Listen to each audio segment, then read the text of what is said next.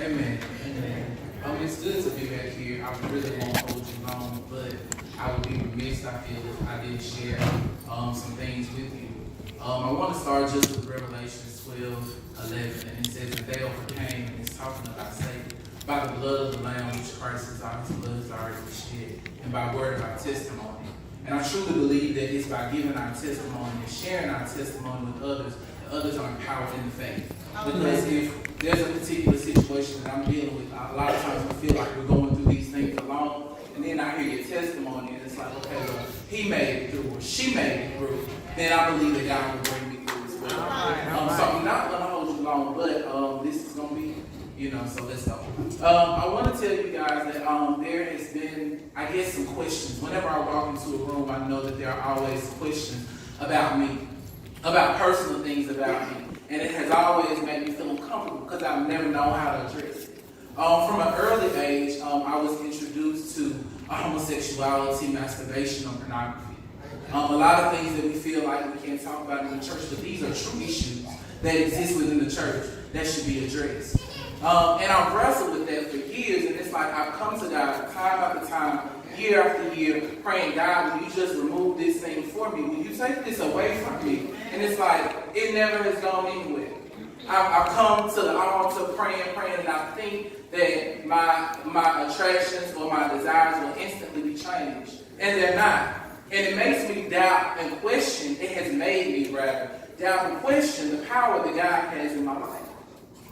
But I will say that I have found that the same Holy Spirit that we jump and shout in our sermons about, and how it raised Christ from the dead is the same one that can transform us and give us power to do things that we don't believe are possible. Thank you, Lord. Thank you. What I have found is that God is faithful in his love towards me. And even in those attractions don't necessarily have to lead to sinful desires. For we know that any desire that is not, it goes to an outcome that's not in agreement with God is sinful.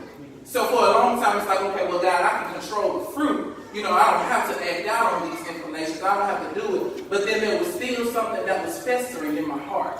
There was a heart issue. And I thought that for so long that I could satisfy myself. A lot of times in church, especially in the black church, we have this thing where we preach that the opposite, per se, of homosexuality is heterosexuality. And we sit here and we make individuals who experience same-sex attraction feel like God is not going to come to their rescue because they may have never experienced attraction to the opposite sex whatsoever.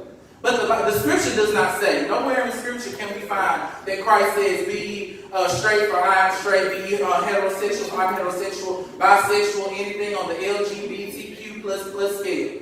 The scripture says in 1 Peter, be ye holy, for I am holy. God has called us to a life of holiness. And in his holiness, in scripture we find, as Pastor noted, we find how we should shape our lives. So any desire, any inclination, any attraction that leads to something that is not of God, we have to take captive of our minds.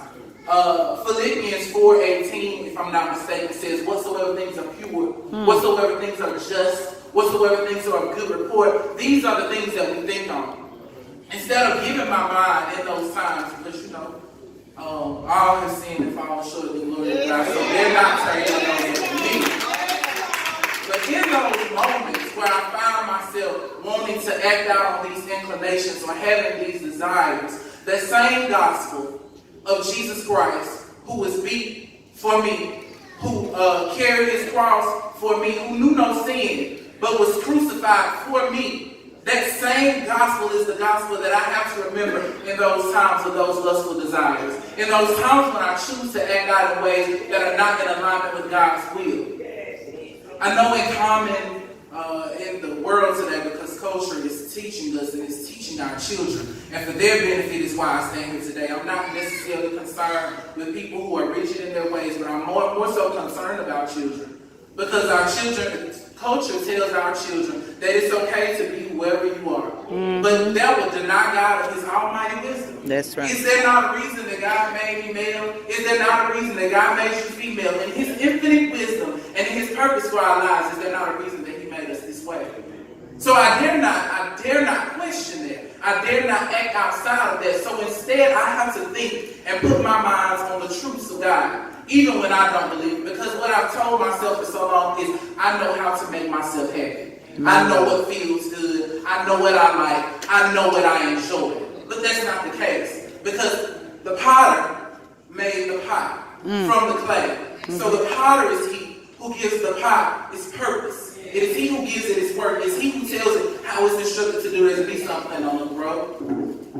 They make Altimas, Muranos, and a couple other vehicles. And not once do any of those vehicles tell the makers at Nissan that, oh no, this is not, I'm not supposed to drive, I'm supposed to fly. I'm not supposed to be a car, I'm supposed to be a plane. So in the same respect, if God is the one who made us, he is the only one who can tell us about ourselves and what our purpose is in him. He is the only one. So it is he who I see.